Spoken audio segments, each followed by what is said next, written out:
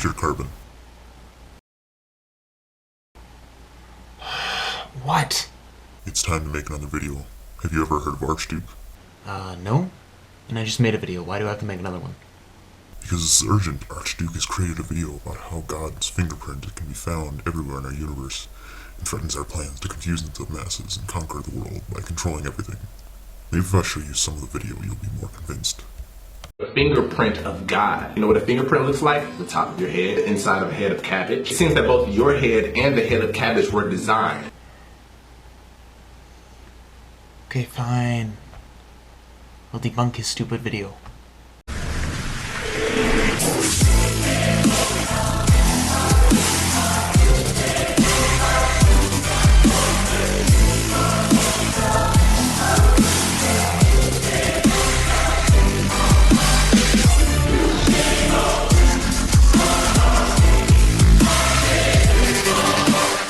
What's good? My name is Charity Crop. You know what I like? Galaxies. You know what a galaxy looks like? A hurricane. You know what a hurricane looks like? A seashell. You know what a seashell looks like? Your ear.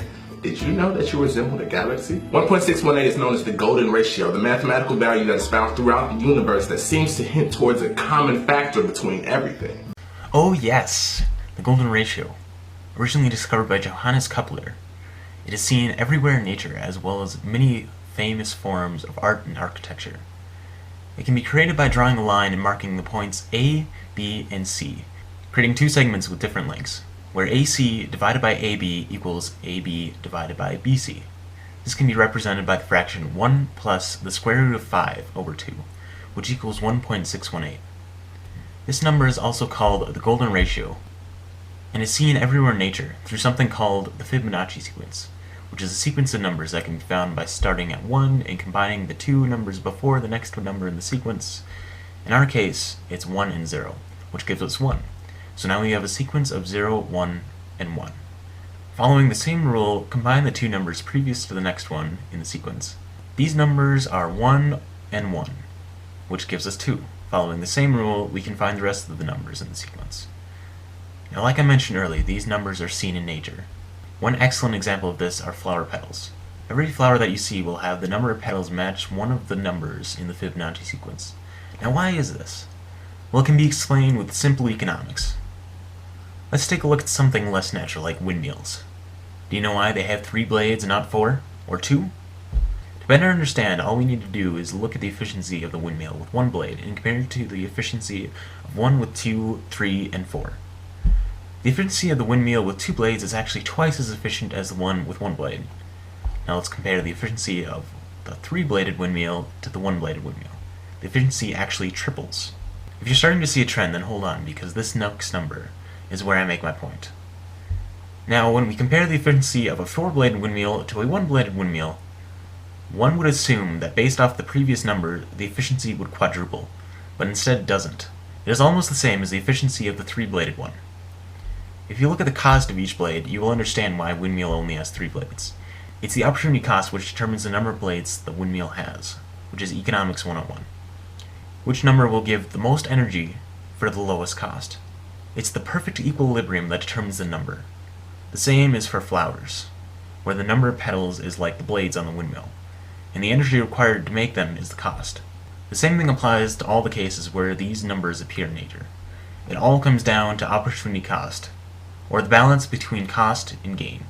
Wow, we've only just begun, and if you're still watching, then good for you. You deserve a treat. Here you go.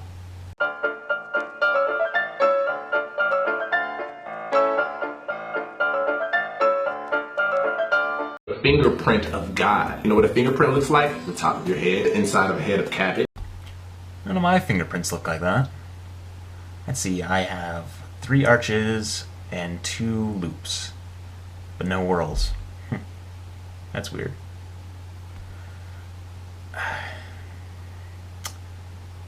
Nor do they look like hair. And they certainly don't look like a fucking cabbage. It seems that both your head and the head of cabbage were designed. Perfectly, mathematically designed. Oh, you mean like these?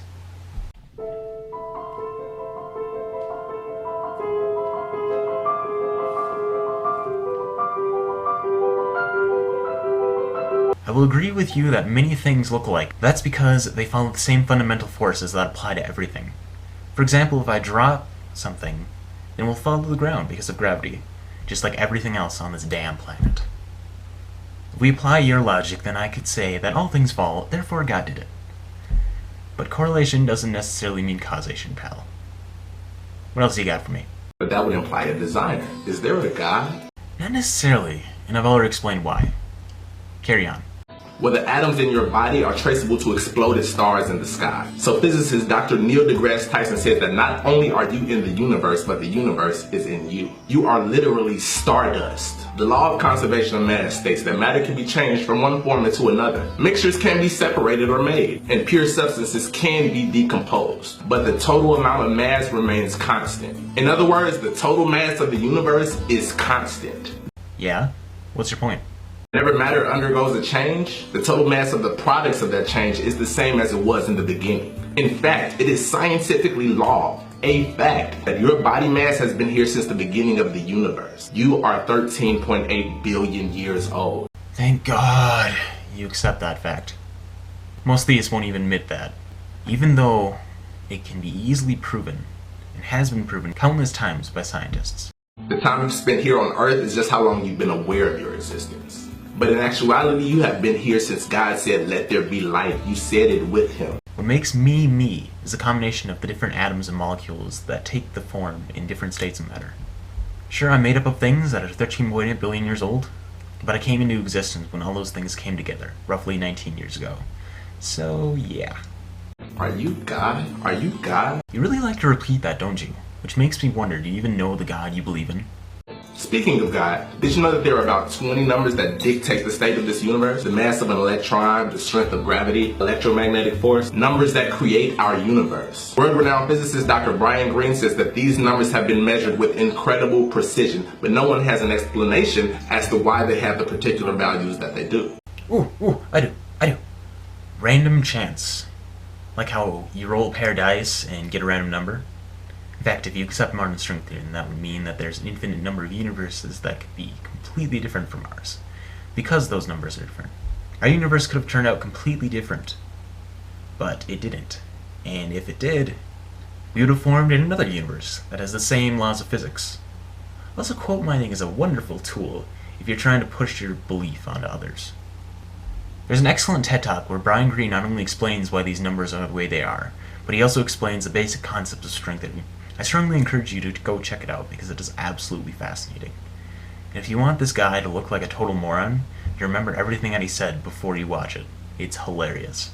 He says that if any one of these numbers were altered in even the slightest way, our entire universe would cease to exist. Now, the only way that you could say that these numbers are unique is if you assume that nothing else could possibly exist if these numbers were different, which is completely and utterly false. Next! Our universe has been designed, perfectly, mathematically designed. But that would imply a designer. Is there a God? Not perfectly, but randomly. We've already been over this. It just seems perfect because we have nothing to compare it to. And there's that fucking question again. Come on, dude, seriously. You ever felt like you were being watched, stared at? Then you turn around and see, yup, that weird guy 6 tables away was indeed staring at you. How did you know that? Simple coincidence? How many people stared at you when you didn't get that feeling? I can guarantee you way more than the one that you caught in the act. Could this be proof that there is some other medium by which information can be received other than the 5 senses? Do you see dead people? Probably not, but you do feel eyes. You do think about that person that you haven't talked to in months and then suddenly they call your phone. No. No other form of communication have been shown to exist scientifically. I don't feel eyes. If you do, then I strongly recommend you seek help immediately, because if you're physically feeling other people's eyes, then you have a problem. You do dream about things before they happen. You do speak about people and then they just pop up. You have created things out of sound. Speaking of which, did you know that if you take a plate of salt and place certain sound frequencies at it, that the vibrations will cause the salt to form into perfect geometric shapes? Oh, yes I did. In the channel Make, we just released a video explaining how you can make your very own. Link in the description. These are pictures of sand created by simply exposing them to strong sound vibrations. Words can literally manipulate the matter around you. Actually, no. Strong resonant frequencies can. Like I said, Make shows you how to make your very own, so you can experiment with this. And when you watch the sand, notice that the speaker is playing a constant tone. This is the frequency that's emitting. But if you really think that waves that change as rapidly as speech can change the shape, by all means, go scream at some sand. And the only thing that will move are the people around you, because they will think you're insane. This is a picture of jars of rice after 27 days of speaking to them. The jar on the right, people only said I love you to it. The jar on the left, people only said I hate you to it. And thus, the I hate you jar molded astoundingly quicker. Ooh, this experiment looks very scientific. Looks like it was done in a kitchen with poorly made containers, probably purchased at the dollar store, with different amounts of rice that are sealed in containers with Scotch tape. Oh yeah, science in its purest form. Actually, I found an article written on a study that says that people who swear and say bad words are oftentimes more honest and trustworthy people. Link in the description if you want to learn more. These are pictures of ice crystals. The bottom row was spoken to positively as they froze. The top row was spoken to negatively as they froze. These are the results. Hey, I recognize these. They're made by Dr. Masaru Emoto, who not only prevented any peer review, but would try and censor anyone who questions his methods. Similar to the rice, there are dozens of different variables that could have affected the growth and development of the ice crystals. Have you ever heard the phrase, no two snowflakes are the same? Well, that's because there are countless different variables that can affect the shape, size, and look of the ice. Any scientist who is presented with this would just laugh. I'm laughing and I'm not even a scientist. You can speak your world into existence. There is power in your words. False. John 1:1 from the King James Version of the Bible says, in the beginning was the Word, and the Word was with God, and the Word was God. Oh yes, quote a Bible verse, because according to the History Channel, it's history, right? No, but seriously, the Bible was written by hundreds of anonymous authors who were all people that lived in straw huts in the desert. Next. String theory postulates that the entire universe, including me, you, and this screen that you're looking at me on, is composed of microscopic vibrating strings of pure energy. Sound. Words spoken in a language that we don't fully understand. Living words. You are the living word. I am the living natural man, and my voice will be heard. Are you God? You read in string theory, but at the end you basically made word salad. Don't make word salad. And there's that fucking question again. You know, this is basically regurgitated excerpts of fucking spirit science. And before I go, I want to prove that I'm an honest and trustworthy person, so you can trust everything I say. Fuck you! I'm out. If so, nice to meet you. I love you. You have officially been debunked. Hey, thank you so much for watching my video all the way through. If you enjoyed it, then please be sure to give it a thumbs up. And if you want to see more like this, then I strongly encourage you to subscribe to my channel for more videos like this coming really soon, as well as videos on other subjects, like science or technology. Actually, I should make a video about why swear words aren't actually bad. That would be interesting. Also, be sure to like my Facebook page and follow me on Twitter for more. So as always, have a nice day.